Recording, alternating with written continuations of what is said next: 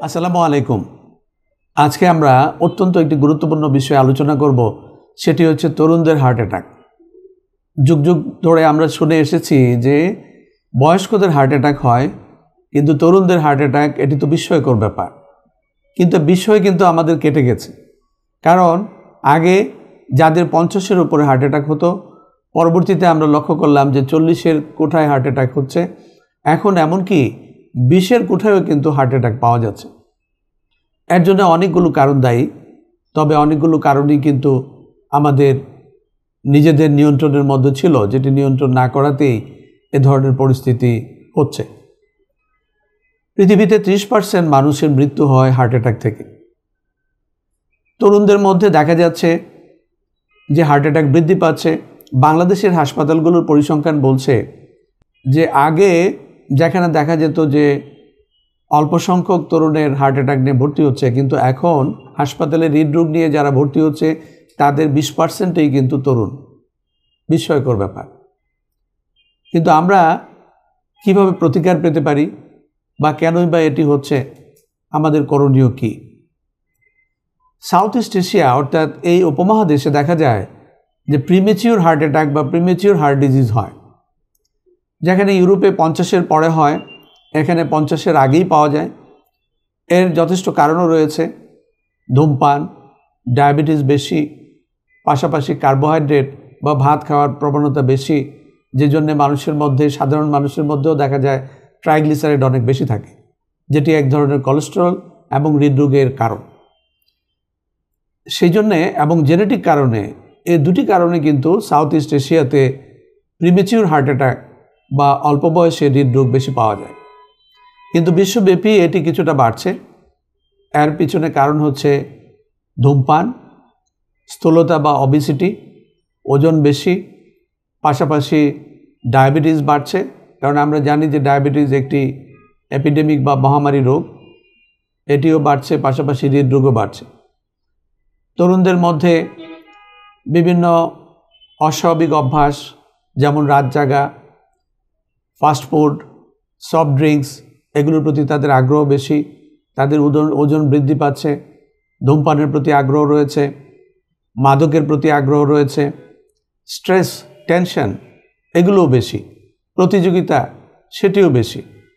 সব মিলে overall heart অ্যাটাকের যে বয়সের যে প্রবণতা ছিল, সেখানে একটি আমরা বড় ধরনের পরিবর্তন লক্ষ্য করছি। তরুণ বয়সে বুকে ব্যথা হলে অনেক সময় এটির প্রতি গুরুত্ব দেওয়া হয় না, মনে করা হয় যে গ্যাস্ট্রিকের জন্যই হবে। কিন্তু চিকিৎসক হিসেবে আমরা সবসময়ই লক্ষ্য রাখি যে ঝুঁকি রয়েছে কিনা, বয়স যাই হোক। সেটি হচ্ছে যে ডায়াবেটিস আছে কিনা, উচ্চ রক্তচাপ আছে কিনা, কোলেস্টেরল বেশি কিনা, ধূমপান রয়েছে কিনা, মাদক রয়েছে কিনা, স্থূলতা রয়েছে কিনা, এক্সেস বা অতিরিক্ত স্ট্রেস আছে কিনা। সব মিলে সেগুলোর প্রতি আমরা গুরুত্ব দিয়ে থাকি। পাশাপাশি আরেকটি গুরুত্বপূর্ণ বিষয় হচ্ছে যে জেনেটিক বা পারিবারিক রোগ। যে পরিবারে হৃদরোগ বেশি, সেই পরিবারে কিন্তু অল্প বয়সেও হৃদরোগের প্রবণতা রয়ে গেছে। কিছু জেনেটিক ডিজিজও রয়েছে, হাইপারট্রফিক কার্ডিওমায়োপ্যাথি সহ আরও কিছু জেনেটিক রোগ রয়েছে, যেটি অল্প বয়সেও সম্ভব। সে কারণেও কিন্তু অল্প বয়সে হৃদরোগ হতে পারে। জীবনযাপন যদি স্বাভাবিক না হয়, যদি স্ট্রেস বেশি থাকে, ধূমপান, ডায়াবেটিস, কোলেস্টেরল বেশি, তাহলে কিন্তু হৃদরোগ হতে পারে। তরুণদের মধ্যে হার্ট অ্যাটাক যেহেতু অবহেলিত, সবাই যেহেতু সন্দেহ করে না এবং রোগী নিজেও ভাবে যে গ্যাসের সমস্যা, সেজন্য কিন্তু তাদের মধ্যে বিপর্যয়, কার্ডিয়াক অ্যারেস্ট, কমপ্লিকেশন বা জটিলতা, মৃত্যুর হার এগুলো কিন্তু বেশি। সেই জন্যে বিষয়গুলোকে অবহেলা করা যাবে না। হৃদরোগের যদি উপসর্গ থাকে, যেমন বুকে ব্যথা হচ্ছে, সেটি বুকের মাঝখানে হচ্ছে, হাতের দিকে যাচ্ছে, গলার দিকে যাচ্ছে, শরীর ঘেমে যাচ্ছে, বুক ধড়ফড় হচ্ছে, শ্বাসকষ্ট হচ্ছে, এগুলো কিন্তু হৃদরোগের লক্ষণ। সেরকম যদি বুকে ব্যথা হয়, অবশ্যই যে কোনো বয়সেই এটি হৃদরোগের লক্ষণ হিসাবে বিবেচনায় নেওয়া উচিত। এছাড়াও যদি ফ্যামিলিতে অনেক রিস্ক থাকে, হাই রিস্ক ফ্যামিলি হয়, যেমন অনেক পরিবারই দেখা গেছে জেনেটিক বা ফ্যামিলিয়াল ডিজিজের কারণে তাদের অল্প বয়সে মৃত্যু হয়, কার্ডিয়াক অ্যারেস্ট হয়, সে ধরনের ইতিহাস যদি থাকে, তাহলে অবশ্যই সেই তরুণদের কিন্তু সময় মতো চেক আপ করতে হবে, তাদের কোনো ঝুঁকি আছে কিনা সেটিও বিবেচনায় নিতে হবে। বয়স যাই হোক, আমাদের করণীয় কি? আমাদের একটি হেলদি লাইফস্টাইল বা স্বাস্থ্যকর জীবনযাপনের প্রতি আগ্রহ দেখাতে হবে, বাস্তবায়ন করতে হবে।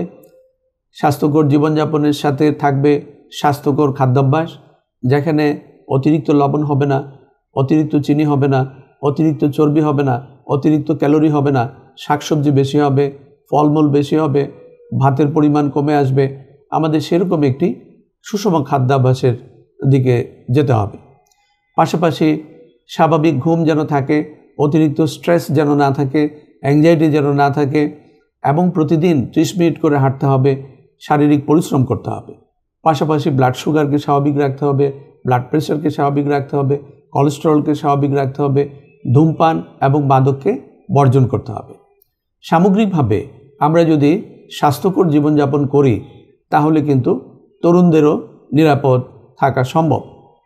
সবাইকে ধন্যবাদ জানাচ্ছি।